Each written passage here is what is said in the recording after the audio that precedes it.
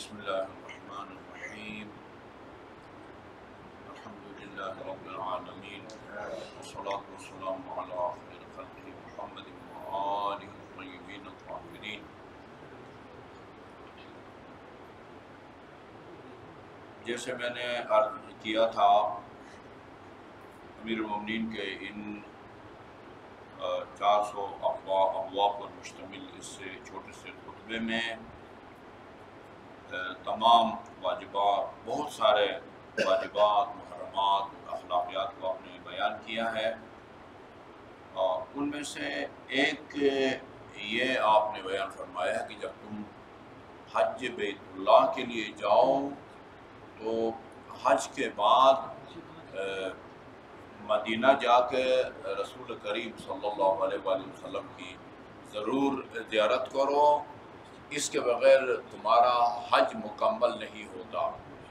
یہ الفاظ یہ ہیں، اور روایات کے اندر بھی یہ حج ہے۔ فرمایا آپ نے اتموا برسول اللہ صلی اللہ علیہ وآلہ وسلم حجکم، رسول خدا کے ذریعے اپنے حج کو مکمل کرو۔ رسول خدا کے ذریعے حج کو مکمل کرنے کا مطلب یہ ہے کہ حج کے اعمال تو وہ الگ ہیں، یعنی وہ 18 اعمال ہیں۔ ایک پاکستان سے جا کے انجام دینے والے حج تمتع جس کو کہتے ہیں، وہ 18 اعمال ہیں، ان سے حج جو ہے نا وہ انسان کا مکمل ہو جاتا ہے۔ جس طرح یہ روایت بار بار عرض کر چکا ہوں کہ مسجد کے ہمسائے کی نماز کے بارے میں ہے، لا صلاۃ لجار المسجد الا فی المسجد، مسجد کے پڑوس کی نماز مسجد کے علاوہ نہیں ہوتی۔ یعنی اس کا ہم یہ مطلب نہیں لے سکتے کہ اگر مسجد کا ہمسایہ گھر پڑے گا تو نماز نہ پڑھنے کے برابر ہے، باطل ہے، مسجد جا کے دوبارہ پڑھے لازمی طور پر، ایسا تو نہیں ہے۔ اس لیے کہتے ہیں جو لا ہے، لا کبھی وہ سرے سے کسی چیز کی نفی کے لیے استعمال ہوتا ہے، جیسے ابھی ہم کہتے ہیں یہ جو قنات ہے، اس سے اس طرف لا مرأۃ فی القاعہ، یہ اس میں کوئی خاتون نہیں ہے، اصلاً وہ اس صنف کی سرے سے نفی ہو گئی، اس جنس کی سرے سے نفی ہو گئی۔ کبھی لا اس معنی میں آتا ہے، کبھی لا سرے سے کسی حقیقت کی نفی، جنس کی نفی، صرف کی نفی کے لیے نہیں آتا، کمال کی نفی کے لیے آتا ہے، کمال کی نفی کے لیے۔ لا صلاۃ لجار المسجد الا فی المسجد، یعنی مسجد کے پڑوس کی نماز گھر میں گویا ناقص ہے، یعنی اس نماز کے مقابلے میں یہ ناقص ہے جو مسجد میں پڑھی جائے گی، ورنہ فرض تو آپ گھر میں ہی پڑھیں گے تو بھی ادا ہو جائے گا، مسجد میں پڑھیں گے تو وہ اور ہو جائے گا۔ یہ اور بات ہے کہ روایت کے مطابق مسجد کی نماز گھر کی 25 نمازوں کے برابر ہے، گھر کی 25 نمازوں کے برابر ہے۔ تو یہ یاد رکھنے کی بات ہے، لا کبھی نفی حقیقت کے لیے استعمال ہوتا ہے، سرے سے کسی چیز کی نفی کے لیے آتا ہے، کہ یعنی جیسے دوسری روایات میں ہے لا صلاۃ الا بطہور، لیکن ان دونوں میں فرق کو ہم آسانی سے سمجھ سکتے ہیں۔ لا صلاۃ الا بطہور، طہارت کے بغیر نماز نہیں ہوتی، یہاں بھی لا استعمال ہوا ہے۔ لا صلاۃ الا بفاتحۃ الکتاب، سورہ الحمد کے بغیر بسم اللہ سے لے کر والضالین تک اس کے بغیر نماز نہیں ہوتی۔ اچھا، ادھر بھی لا استعمال ہوا ہے، اور لا صلاۃ لجار المسجد الا فی المسجد، اچھا بھائی مسجد کی پڑوس کی نماز مسجد کے علاوہ نہیں ہوتی۔ اصلاح اور اسلام میں فرق ہے، بغیر وضو کے نماز نہیں ہوتی، اچھا بغیر سورہ فاتحہ کے نہیں ہوتی۔ اسی لیے کہتے ہیں کہ جو نماز جنازہ ہے وہ حقیقت میں نماز نہیں ہے، کیونکہ نہ اس میں طہارت شرط ہے، نہ اس میں سورہ فاتحہ ہے، شہادتین ہے، صلوات ہے، عام مومنین کے لیے دعا ہے، میت کے لیے دعا ہے۔ ہاں، یہ جلدی جلدی نماز جنازہ جو واجب ہے نا، واجب اللہ اکبر اشہد ان لا الہ الا اللہ واشہد ان محمد عبدہ و رسولہ، اللہ اکبر، اللہم صلی علی محمد و آل محمد، اللہ اکبر، اللہم اغفر للمؤمنین والمؤمنات، اللہ اکبر، اللہم اغفر لہذا المیت، مرد ہو یا عورت ہو دونوں کے لیے میت کا لفظ استعمال ہوتا ہے، اللہم اغفر لہذا المیت۔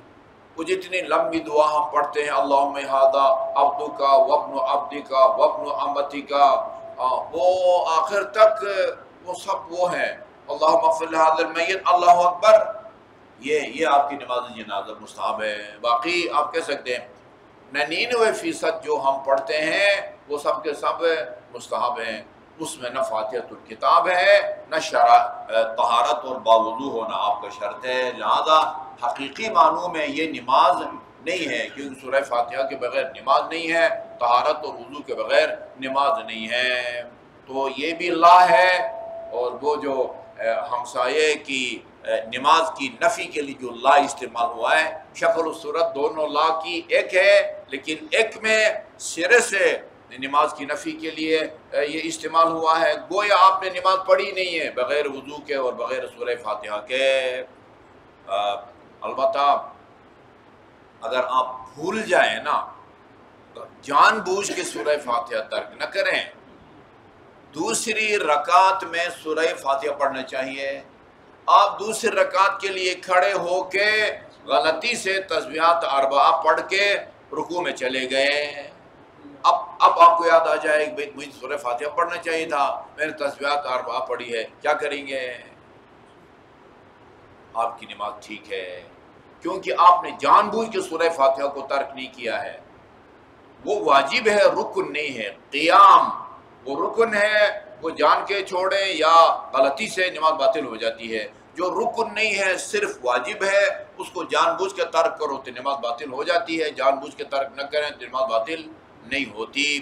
یہاں لا صلاۃ الا بفاتحہ الکتاب کا قانون لاگو نہیں ہوگا، وہ چونکہ ہم نے جان بوجھ کے اس کو ترک نہیں کیا ہے۔ تو یہ لا ادھر بھی تقریباً یوں سمجھیں کہ یہ جو کہا گیا ہے کہ اگر آپ حج بیت اللہ کریں گے تو اس کو رسول خدا کی زیارت کے ذریعے اس کو مکمل کرو کا یہ مطلب نہیں ہے کہ خدا نخواستہ ایک آدمی کرتا تو کوئی بدبخت ایسا نہیں ہے کہ جا کے حج بیت اللہ کرے اور مدینہ جائے بغیر واپس میں جانتا ہوں اللہ ان کو ہدایت دے۔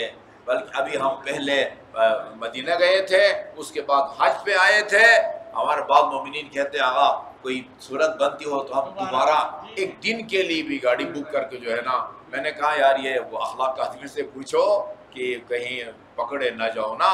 تو لوگ تو ایک دفعہ جا کے بھی جو ہے نا ان کی حسرت پوری نہیں ہوتی، حج کر کے جو ہے نا کہتے ہیں ایک دفعہ چند گھنٹوں کے لیے صحیح ہم دوبارہ مدینہ جانا چاہتے ہیں۔ تو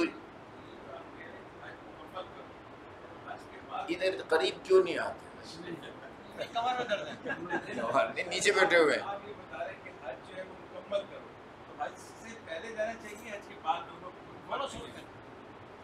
نہیں، بہتر یہ ہے کہ حج کر کے ادھر جاؤ کا یہ ہے۔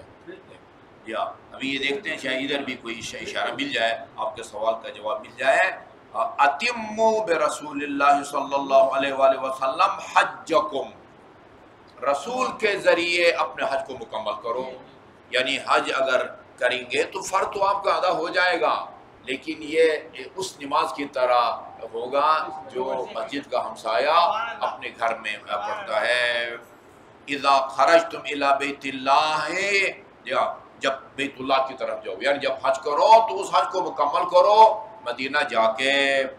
فإن ترکہ جفا، یہ اردو میں بھی استعمال ہوتا ہے ظلم و جفا نا، کیونکہ مدینہ کو ترک کرنا، رسول خدا کی طرف کو ترک کرنا ایک طرح کا جفا ہے، زیادتی ہے۔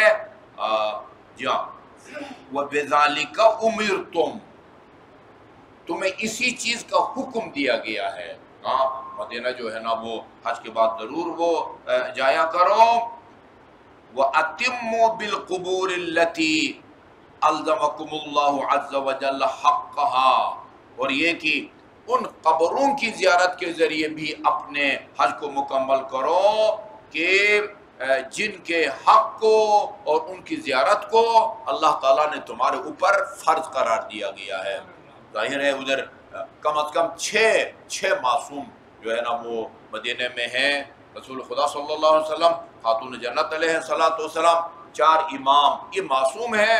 باقی شہداء احد خصوصاً جناب حمزہ سید الشہداء جن کی زیارت کے لیے بلا ناغہ رسول خدا بھی جایا کرتے تھے، خاتون جنت علیہ السلام بھی جایا کرتے تھے، یا اور اسی طرح اپنے حج کو ان قبروں کے ذریعے بھی مکمل کرو، التی الزمکم اللہ عز وجل حقہا و زیارتہا، جن کے حق کو اور ان کی زیارت کو اللہ تعالیٰ نے تمہارے اوپر جو ہے نا وہ لازم قرار دیا گیا ہے۔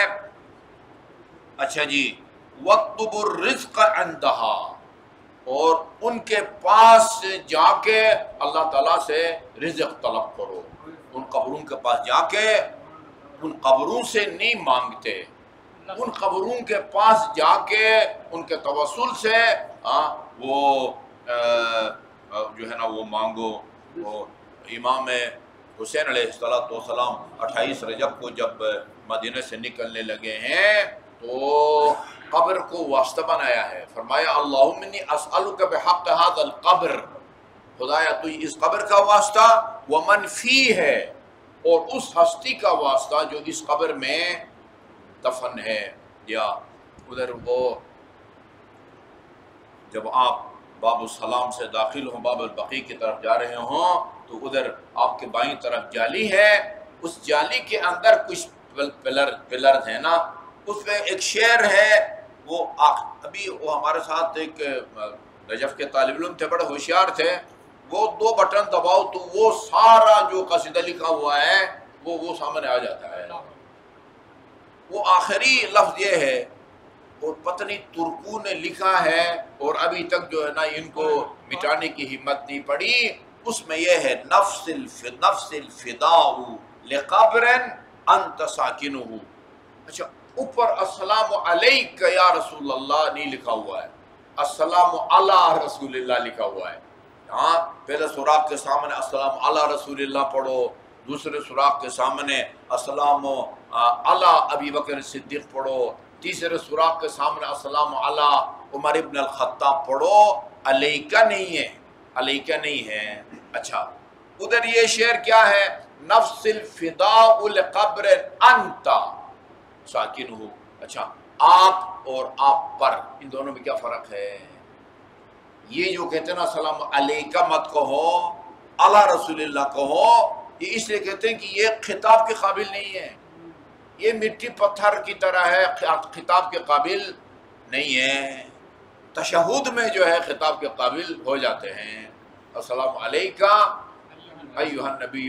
اچھا، اس شعر میں ہے نفس الفداء لقبر انت ساکنہ، یا رسول اللہ میری جان قربان ہو اس قبر پر کہ جس میں آپ رہائش پذیر ہیں، آپ ساکن ہیں، ففیہ الجود والکرم، ففیہ العفاف والجود والکرم، اس قبر کے اندر سراپا عفت اور پاک دامنی اور جود اور سخا دفن ہے۔ اس سے پہلے کے الفاظ ہیں، یعنی آپ کے اعضاء بدن کی وجہ سے یہ سرزمین کا ٹکڑا بھی پاک اور پاکیزہ ہو گیا۔ آپ کو اگر طریقہ آتا ہے تو وہ گوگل پہ جائیں اور وہ پورا جو ہے نا وہ جالی کا نقشہ اور یہ قصیدہ موٹے حروف میں جو ہے نا وہ کر کے لائے گا۔ مجھے طریقہ نہیں آتا، ابھی جا کے بیٹے سے کہتا ہوں جو ہے نا وہ جالی۔ صاحب ایک سوال ہے کہ جب میں گیا تھا حج میں تو وہاں ایرانیوں کے ساتھ گیا تھا، جناب ام البنین کی قبر کے پاس جناب صفیہ اور عاتقہ، انہوں نے والد صاحب نے کہا تھا ان کا واسطہ تو جناب ام البنین کا، اور دعا مانگو۔ اچھا، ہم جب گئے تو ہمیں کوئی بھی نہیں بتا تھا، ایک لمبی قمیص والا حاجی تھا، اس نے پوچھا کہ یہ کس کی قبر ہے، تو وہ جو متوع تھا مولانا یا عالم دین، اس نے اس سے پوچھا تو کہاں کا ہے، یعنی تیری نیشنلٹی کدھر کی ہے؟ اس نے کہا مصر کی ہے۔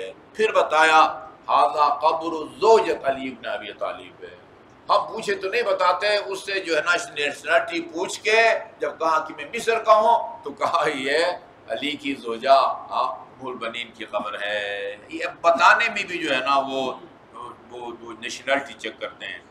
اچھا جی، اعظمکم اللہ جرتا وطب الرزق عندہا، اس کے پاس جا کے رزق کا مطالبہ کھولا تو رزق مانگو. اچھا جی، یہ نئی بات ہے، بالکل الگ الگ. میں نے کہا کشکول. یہ حج کے بعد رسول خدا کی زیارت کرو، ان قبور کی زیارت کرو جن کا حکم دیا گیا ہے، ان کے پاس بیٹھ کے اللہ تعالیٰ سے رزق روزی جو ہے وہ مانگو.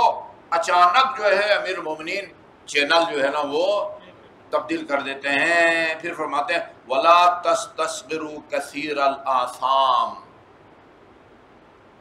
یعنی قلیل الآثام، یا کم گناہوں کو معمولی مت سمجھو.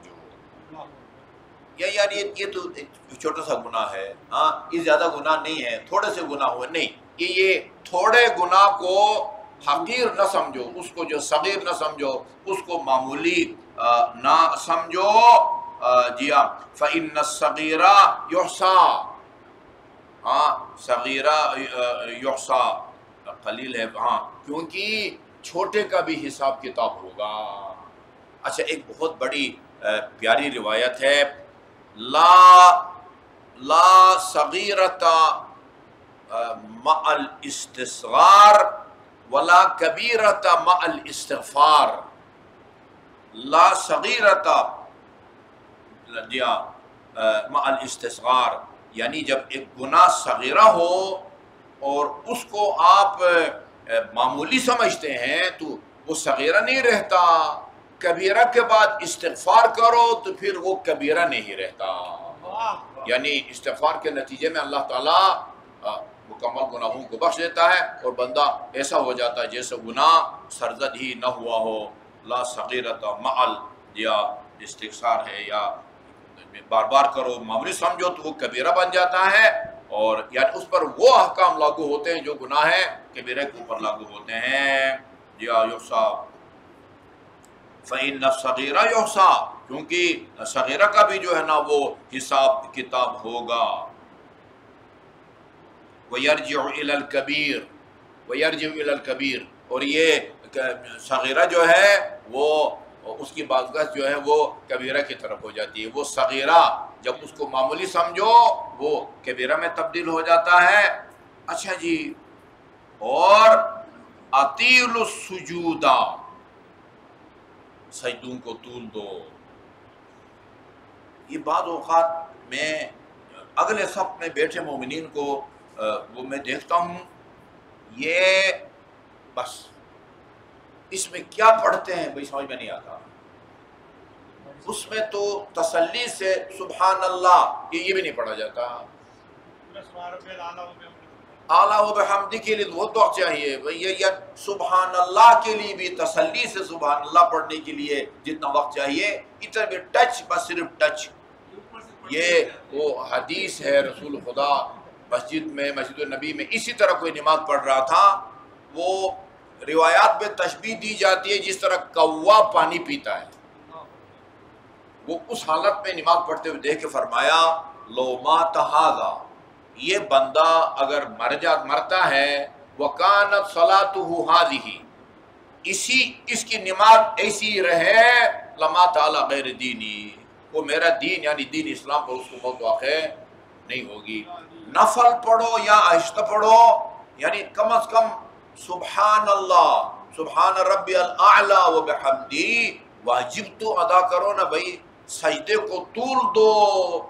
میں نے کئی دفعہ بتایا ہے، وہ غالباً شرح لمہ میں بھی ہے. ایک شخص کہتے ہیں میں امام حسین نماز پڑھ رہے تھے، میں نے ان کا ذکر سجدہ اس کو گنا 60 مرتبہ 60 مرتبہ فرمایا سبحان ربی الاعلی و بحمدی، سبحان ربی الاعلی و بحمدی. اور یہ رسول خدا نے فرمایا جنت میں اگر میرے پڑوس میں تمہیں اگر جگہ چاہیے تو اطل من سجودک، اپنے سجدے کو طول دو. وہ انس بن مالک سے کہا تھا، انس بن مالک نے کہا تھا، لیکن بہرحال مجھے کہنا پڑتا ہے اس کا انجام اچھا نہیں ہوا، کیونکہ اس نے جب پوچھا امیر المومنین نے کہ وہ رسول خدا کی رحلت کے بعد کہ تمہیں یاد ہے رسول خدا نے فرمایا تھا من کنتم اللہ فہذا علی المولا، کہا مولا میرا حافظہ کمزور ہو گیا ہے، بھول گیا ہوں۔ پھر آپ نے بد دعا کی، کہا تمہیں اگر تو غلط بیانی کر رہا ہے، ایسی بیماری میں خدا تجھے مبتلا کرے کہ جس کی علامت کو نشانی کو تمہارا امامہ نہ چھپا سکے۔ برس کی بیماری میں مبتلا ہو گیا، یہاں تک کہاں تک لے آتا وہ اپنے امامہ کو نیچے نقاب پہن کے چلتا تھا وہ بندہ برس کی بیماری کو چھپانے کے لیے۔ ہاں رسول خدا نے بتایا اسے کہ بھئی اگر میرے جواب، اس نے پوچھا کہ بھئی وہ آپ نے فرمایا پیشکش کی تھی کہ بھئی تم نے 8-10 سال ہماری خدمت کی ہے، ہم تمہیں کوئی انعام دینا چاہتے ہیں، بولو کیا انعام دیں؟ اس نے کہا تھا کہ مجھے 1 دن کی مہلت دے دیں، کل بتاؤں گا کہ مجھے آپ سے کیا مانگنا چاہیے۔ دوسرے دن آیا، آپ نے پوچھا ہاں جی کیا سوچا ہے؟ کہا جنت میں آپ کے جوار میں جگہ چاہیے۔ کہا یہ کس نے سکھایا ہے؟ کہا میں نے خود سوچا ہے، آپ سے مال مانگو، ہمسر کی دعا مانگو، یہ سب فنا ہو جائے گا۔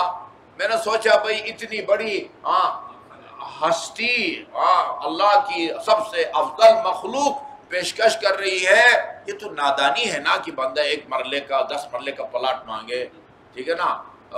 تو فرمایا ہو جائے گا، یعنی تمہیں میرے جوار میں جگہ ملے گی، لیکن اطل من سجودی، لیکن سارا دن بھی اگر وہ اپنی پیشانی سجدے میں رکھے، اگر وہ علی کی ولایت کا منکر ہے تو وہ جنت کو بھول جائے، ٹھیک ہے نا؟ ہاں سیدھی سیدھی بات ہے۔ اچھا جی بس یہ اس کو مکمل کرنا ہے۔